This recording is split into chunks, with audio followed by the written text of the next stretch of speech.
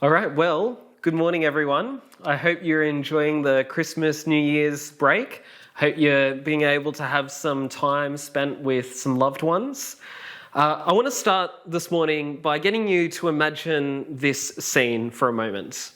Imagine you've just finished cleaning the kitchen.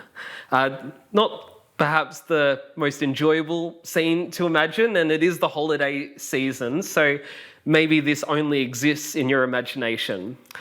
In my household, cleaning the kitchen is my responsibility, and I don't know about you, but I find a clean kitchen to be so satisfying. I mean, counters wiped down, the dishes washed and put away, the floors swept, everything is just in its right place. Maybe it's more of an insight into my own psychology, I don't know, but it just feels good. It feels right, where everything is in order and everything is peaceful and under control. The thing is, inevitably, someone is going to want a snack, or dinner time is going to roll around, or there's going to be that one cup that seemed to escape the cleansing. Eventually, the kitchen becomes a mess again. The spotless countertops get covered in crumbs, or there's oil spilled somewhere, or there's chopped onion left on the table, whatever it is. The clean kitchen does not stay clean for long. But also, isn't that kind of the point of kitchens? I mean, it's kind of like we've got two choices, right? We can have a spotless kitchen and starve, or we can embrace the mess that leads to a good meal. Well, this week we are returning to our Sometimes series called Wiser. This is a series we've been going throughout the year, and it's been focused on the book of Proverbs. This week we're going to be focusing on Proverbs chapter 14, verse 4. So if you've got a Bible nearby, I encourage you to open it up there. Proverbs 14, verse 4. It's in this proverb that we see a similar kind of tension between the desire for a clean kitchen, but also the necessity of a messy kitchen for a meal. We see something similar going on here. And so this is what the proverb says.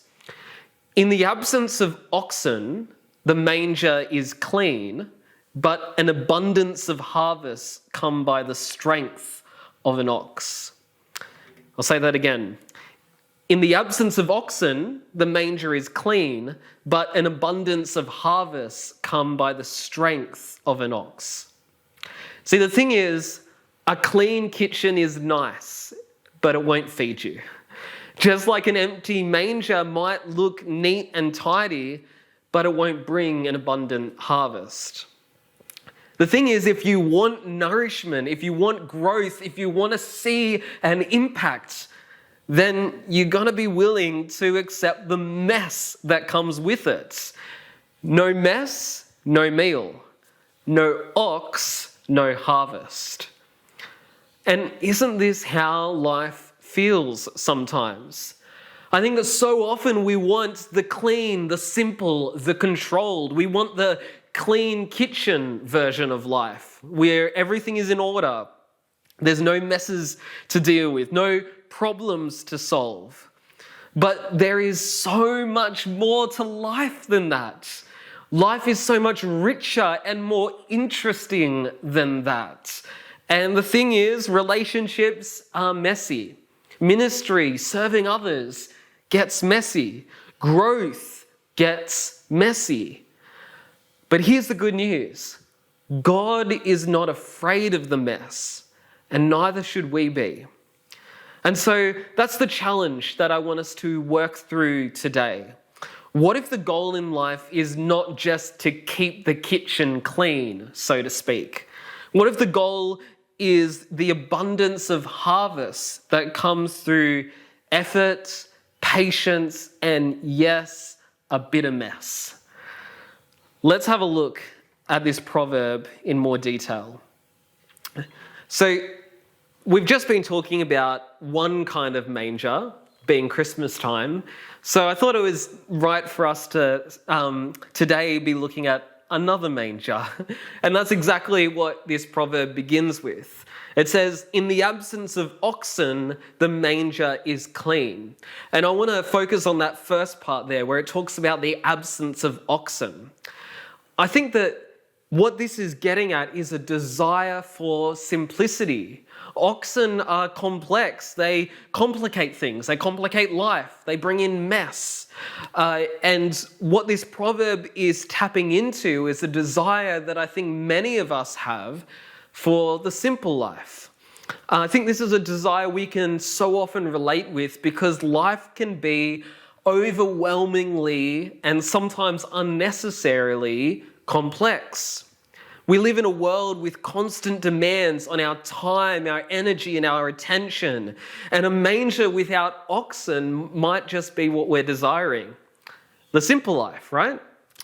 So often we want a life that's straightforward and predictable and free of complications. And that's not inherently a bad thing. It's not inherently wrong to want a simple life.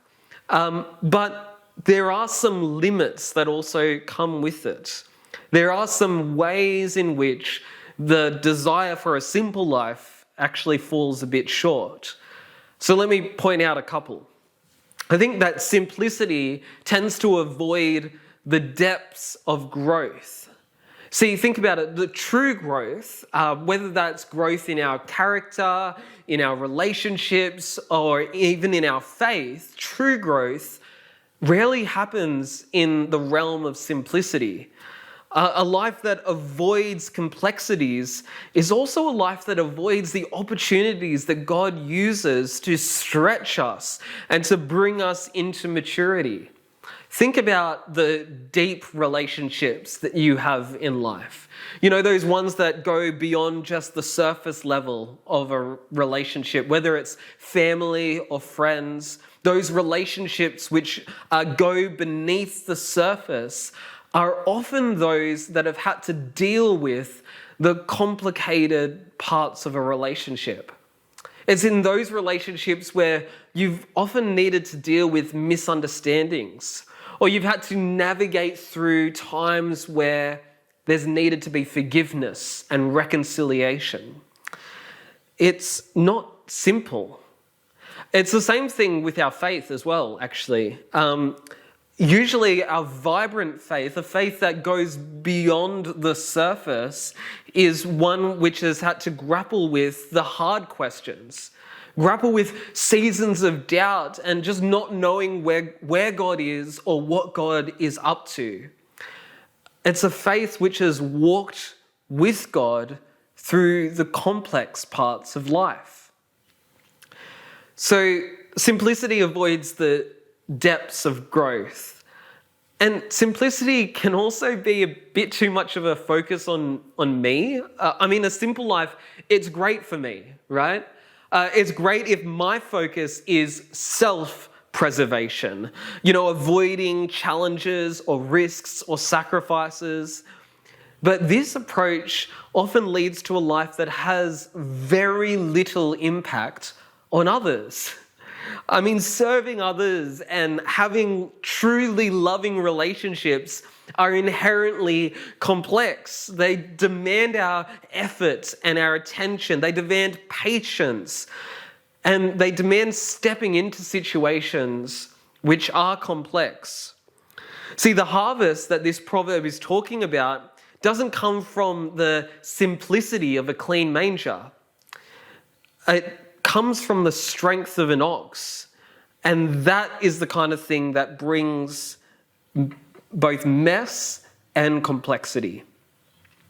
So while simplicity offers comfort, it also confines us.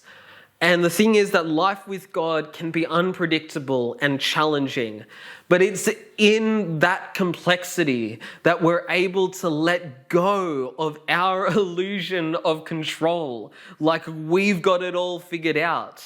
It's in that complexity that we're able to see growth happen, not only for ourselves, but also for others, where we're able to love our neighbor as ourselves. So that's the first half of that first line, that in the absence of oxen. But the proverb also talks about this desire for a clean manger. In the absence of oxen, the manger is clean, and just like a clean kitchen, we can desire a clean manger, so to speak. There's something in this about a desire to have a pure life, a desire for purity. The Hebrew word that's translated clean in this proverb is actually the same Hebrew word that is usually translated as pure elsewhere in the Bible. So, for example, in Psalm 24, that psalm talks about the one who is innocent of hands and pure of heart. This purity that it's speaking about reflects a life that's untainted, a life that's upright, that's devoted to God, a life that's free from sin and corruption. This is obviously a good thing. This is a good thing to be desired, a clean or pure life. As followers of Jesus, we long for our lives to reflect his life. So, of course, we desire purity. A pure life or a clean manger is the end goal. But as this proverb teaches us, and as we can see in our kitchens as well, it's not about just absence. It's not just about avoiding anything that could possibly bring a bit of mess into our lives. It's not about absence, it's about presence. It's not just about avoiding the bad, it's about engaging with the good. A manger may be clean because there's no oxen, but that manger is also empty. It's also unproductive. It's also not what a manger is made for. See, pursuing a pure life while avoiding mess might seem like it's the path to holiness, but it doesn't really line up with what we see in the life of Jesus. Let me explain what I mean by that. I think it can often lead to our own self-reliance. When we pursue a clean life by staying away from any messy situations, we may unintentionally rely more on ourselves and less on God. We kind of try to craft this life where no possible bad thing could happen. And it means that we might avoid situations where we depend on God. See, true purity doesn't come through us trying to build a fence around ourselves. True purity comes from God's Spirit. Think about the Pharisees in Jesus' day. They were obsessed with purity. They were obsessed with having this clean life, and they meticulously followed the laws in order to avoid defilement. Not only did they follow the laws, but they also, as I said earlier, they built a fence around the law so they wouldn't even come close to not breaking it. But this created a separation between them and those they were called to love. And so Jesus rebukes them and saying that they were clean on the outside of the cup, but inside they were dirty. Or they were like whitewashed tombs. You know, looked pretty on the outside, but inside they're dead. It's a pretty brutal term, but it was also true. Their version of purity looked clean, but it lacked the transformative work of God in their hearts. And yet Jesus was the ultimate example of purity, and yet he engaged with the people who seemed messy. He didn't avoid going into situations where it would have appeared messy. He went to the places where the Pharisees would have avoided. See, avoiding mess limits our love and the impact that we can have on others. Pursuing purity without engaging with the world can lead us to withdraw from the very situations and the very people that we are called to love. See, being a follower of Jesus is inherently messy because people are messy. You know, people are broken and imperfect, including ourselves. And so, of course, it's going to involve some mess. And Jesus, again, he's the ultimate example of purity, and he touched the lepers, he dined with the sinners, and he confronted the complexities of human suffering. He entered into the mess.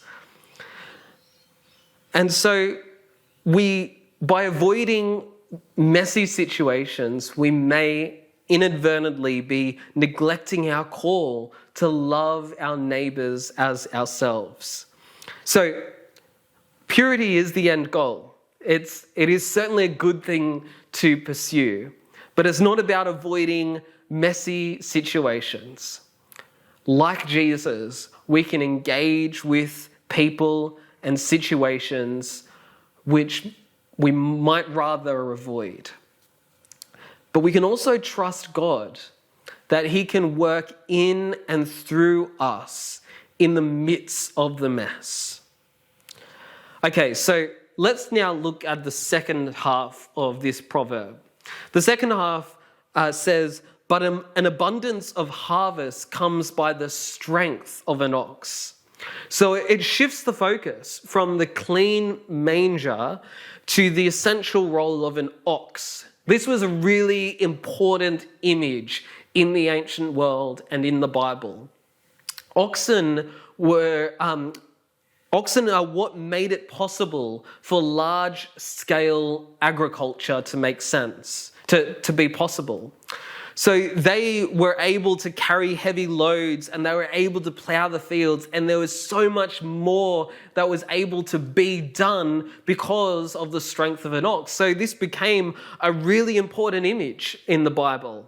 Oxen often symbolize productivity and the tools that God uses to bring about fruitfulness. In fact, and perhaps surprisingly, Paul uses this image of an ox to describe the work of pastors and teachers.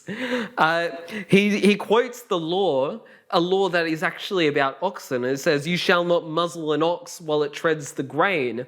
And he quotes that when he's speaking about pastors and teachers in 1 Corinthians chapter 9 and 1 Timothy chapter 5. I mean, he's not trying to speak down about pastors and teachers. His point is that those who labor in the gospel are like oxen because they're essential workers who ensure a different kind of harvest. So oxen are a very positive image that is connected to abundance in the Bible. But they didn't just represent labor. They also came with a cost. They required feeding and care and cleaning. They made a mess. Despite these challenges, oxen were indispensable for bringing about an abundance. See, the things that lead to productivity and fruitfulness in our lives often come with a degree of inconvenience. And so today, the ox might represent those things in life which are good, but also introduce mess into our lives. So one obvious example to my mind, at least, is our relationships. I mean, our relationships, our friendships, our family, these relationships often bring love and support and joy. They're wonderful, but they also require patience and forgiveness and sacrifice. Relationships can be messy because people are messy. Misunderstandings happen, conflicts arise, and sometimes, maybe a lot of the time, people hurt each other. But just like the ox that brings about production also makes a messy manger, often healthy relationships, even though they can be still messy, they bring about love and encouragement and shared joy. Without these relationships, our life might feel cleaner, but they would also be more empty. And the same thing is true with our walk with God. Our walk with God isn't always neat and tidy. Spiritual growth requires facing some hard truths about ourselves. It requires navigating through seasons of doubt and enduring trials. It would be cleaner to avoid all the discomfort, but it's actually through these struggles that God is able to produce a deeper and more enduring kind of faith, a more enduring kind of character and maturity. It's also a part of some of the great people in the story of the Bible. It was in the wilderness that we find people like Moses, Elijah, and even Jesus. It's in the wilderness, in the mess, that we actually so often see growth. Now, these are just a couple of examples. I'm sure that you can think of more in your life. There are many things in life which are good, but also introduce a bit of mess into our lives. But the thing is, these things are so worth it. Life is messy. Relationships are messy. Our growth and maturity can be messy. But if you're going through a messy time in life, please know this. The mess is not a sign of failure. It's a sign of movement. It's a sign that things are happening. You don't have an empty manger.